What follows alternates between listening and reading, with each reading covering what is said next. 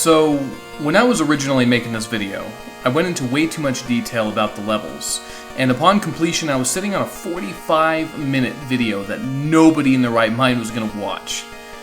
What I have instead decided to do is talk about some of the basic concepts about the James Bond trilogy, and explain how each of these games as a whole does in regards to these features. Now, without further ado, sit back and enjoy the first episode of Cody's Classics, the James Bond Trilogy, on PlayStation.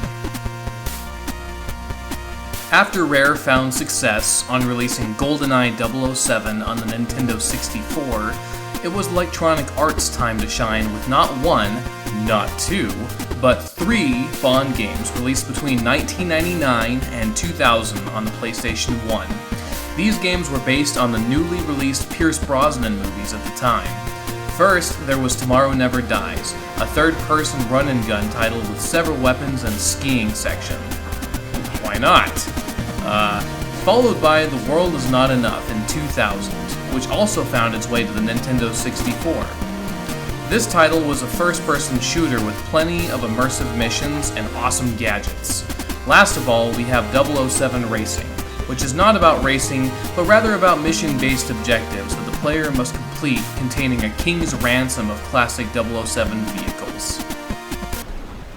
Something that I really enjoyed about Tomorrow Never Dies and The World Is Not Enough are the movie sequences that are peppered throughout the games, which help explain why you were breaking into a bank, flying a jet through a fiery inferno, infiltrating a newsprint organization, and, gambling away your money.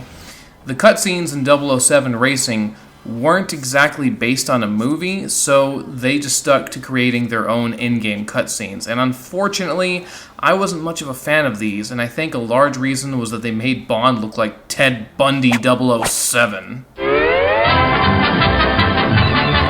graphics are reasonably good for the time. There's not a lot to say here, really. The PlayStation 2 was right around the corner, and Black Ops Entertainment, alongside Electronic Arts, who, being a big player in the business, already knew how to expend their games to the console's limitations. That being said, The World Is Not Enough has the best graphics in my opinion, because of the item and environmental details, along with the better facial constructions, which all play into this working out well in the first-person point of view. 007 Racing enjoys fine-looking vehicles, but the graphics warp and dither more than the other two titles. In Tomorrow Never Dies, there are some cool graphical effects, such as the clouds moving and the mirror effect in the laboratory sequence, but all in all, this one felt much more average, with the specialty items being all the same color and the characters not looking super well defined. Yes! Whatever, motherfucker! The cars in 007 Racing handle pretty well compared to some other vehicles I have driven in other games. One thing I should probably mention is that there is no reason for your car to control poorly, as you never drive the speeds you normally would in, let's say, Gran Turismo, for instance. I did not like the battle royales or having to complete missions in tight spaces, but whenever there were long roads and ranged weapons targeting, I was more on board with those moments. In Tomorrow Never Dies, the controls were not fantastic, but it had more to do with just getting stuck in the environment more than anything else. I also really didn't like how they set the item control up. I also really didn't like how they set the item control up. To me, it wasn't handled the greatest. In The World Is Not Enough, the controls were fine and responsive, but having to pause the game just to allow you to use certain items really could put a damper on the, action-filled scenario. I think when it comes right down to it, considering that these games are based on a movie series, they're actually not too bad. They certainly could have done much, much worse. All 3 of these James Bond games, while not perfect by any means, all had their strong suits. Whether it's the reasonable driving controls in 007 Racing, the graphics in The World Is Not Enough, or the third-person adventure shootery, of James Bond Tomorrow Never Dies. Yeah, let's go with that. But as with any video game ever made, ever made, there are things about them that do annoy me. Let's talk about it. As an actor, I absolutely adore John Cleese. I think he's had so many monumental roles, even going back to his Monty Python days. Fantastic, fantastic. Malcolm, Peter, Brian, Telescope, Adrian, Umbrella Stand, Jasper, Wednesday, Stout Gobbler, John, Raw Vegetable, Arthur, Norman, Michael, Featherstone, Smith, Northcott, Edwards, Harris, Mason, Frampton, Jones, Fruitbat, Gilbert will keep a welcome. Williams. However, when it comes to 007 racing, his absolute nuggery is just getting on my last fucking nerve. His remarks have the sarcasm with the thickness of a shepherd's pie, and his uncaring nature about the well-being of his own agent. Well, I mean, I guess that's consistent with the movie, so I'll give them that. And yeah, cool, you got John Cleese in the game. That's fantastic. It's always great to hear an actual actor portray themselves in a video game just like they did in the movie.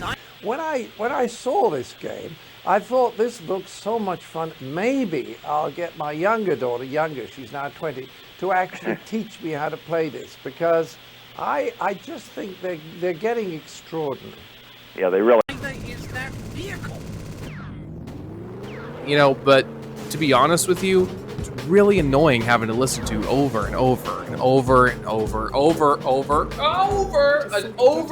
and over again. Yeah, and then that cunt Jack gets involved at level 2 in the racing game, and then he starts doing it as well. And I swear to God, like, is everybody James Bond's fucking mother? I'm sorry, Basil, I thought she was a man. Damn it, man, you're talking about my mother. Well, you have to admit, she is rather mannish. For the love of country 007, do hurry up! Okay, well, in the world is not enough. There's so many awesome weapons in this game. The cell phone stunner, the credit card lockpick, so many different guns, so many different, game modes. But you know what's a bitch is trying to change your weapons, especially if the weapon isn't considered applicable for the level. I mean, why couldn't they just have a button that would cycle through all of your weapons? Like, why limit this at all? But no, 007 has to stop what he's doing. Shots getting fucking fired at him as he stops to rearrange his weaponry with the start menu. Yeah, that's real nice. Also, in the world is not enough, again. The characters have the best graphics, but some of them just position themselves like utter shit. Take the bank manager, for instance. Look at this guy. Does that look normal to you? What the fuck is that? And in Tomorrow Never Dies, I swear, I got stuck on level 2 for I don't know how long. I had to look up a guide. I mean, for crying out loud, this game came out in 1999. What would I have had to do then? But annoyances aside, and like I said earlier, for movie games, there's a lot of care and effort that went into making these, and for that I appreciate that a lot. And actually, I had a reasonable experience playing through these games. Not bad. Not bad. You can tell it wasn't just one of those cash grab operations, one of those, pump and dump movie games. And I mean, they even included the James Bond soundtrack within the games. Some great tracks, and some are just, what in the hell is this?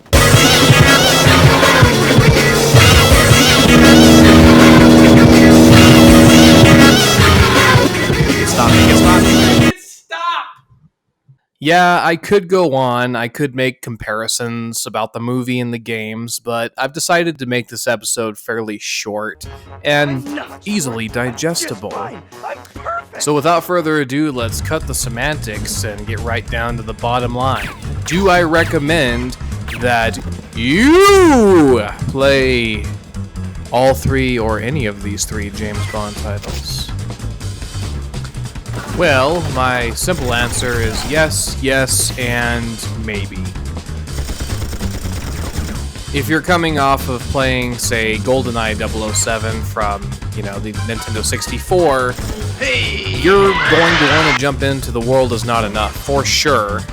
And I also believe that you're going to enjoy Tomorrow Never Dies. Now, 007 Racing is simply going to depend on whether or not that's your kind of game. There is absolutely no walking, there's no run and gun missions, it's just driving 100% of the time. And if that's your cup of tea, then I say go for it. I mean, hell, many people have agreed that Micro Machines was a fantastic game, and I look at it and, well, never mind, I'll save that for some other time. Oh, I almost forgot to show you. I have to show you this. I really do. This is the stupidest scene from any of these three games. I wondered what it would feel like if I ever saw you again. Now I know. That's for walking out on me. Well, I know there's a restricted lab. Ah, Mr. Bond. Won't you allow me to give you a tour of the facilities?